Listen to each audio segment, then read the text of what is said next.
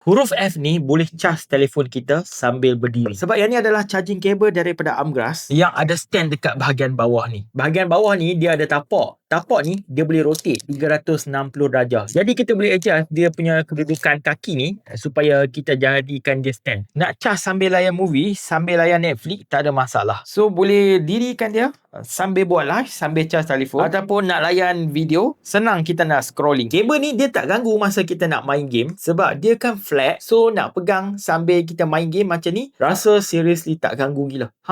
Barulah savage.